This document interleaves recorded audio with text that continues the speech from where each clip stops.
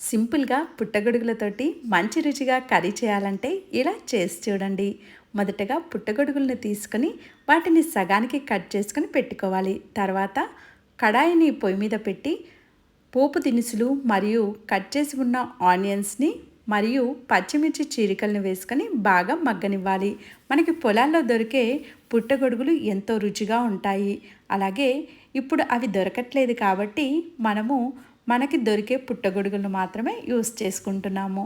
తర్వాత కొద్దిగా పసుపు వేసుకుంటే ఎంతో కలర్ఫుల్గా చాలా బాగుంటుంది. కాబట్టి కొద్దిగా పసుపు వేసుకొని బాగా కలుపుకోవాలి. తర్వాత పుట్టగొడుగు ముక్కల్ని కూడా వేసి ఒక 5 నిమిషాలు బాగా మగ్గనివ్వాలి. అవి బాగా మగ్గుతూ ఉన్నప్పుడు టేస్ట్కి సరిపడా సాల్ట్ కూడా వేసుకొని బాగా మగ్గనివ్వాలి.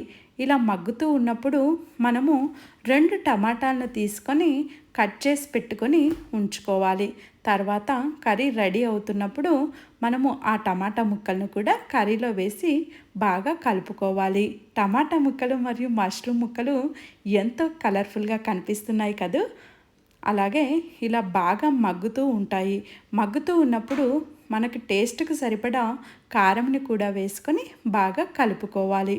ఇలా కలిపిన తర్వాత కొద్దిసేపటికి 2 నిమిషాలకి కర్రీ అయితే రెడీ అయిపోయిందండి. ఇక కర్రీ రెడీ అయిపోగానే మంచిగా దాన్ని సర్వ్ చేసుకోవటానికి ఇంకా మనము రెడీగా ఉన్నాము. ఇప్పుడు కొత్తిమీరను కట్ చేసుకొని కర్రీలో వేసుకొని బాగా మిక్స్ చేసుకోవాలి. మిక్స్ చేసుకున్న తర్వాత ఇప్పుడు కర్రీ అయితే పర్ఫెక్ట్గా రెడీ అయిపోయింది. ఇప్పుడు మనం వేడి వేడి అన్నంలో తిన్నా కానీ లేదా చపాతీలో తిన్నా బాగుంటుంది. కానీ నేను చపాతీలోకి అయితే ట్రై చేస్తున్నాను. మీరు కూడా ట్రై చేసి చెప్పండి.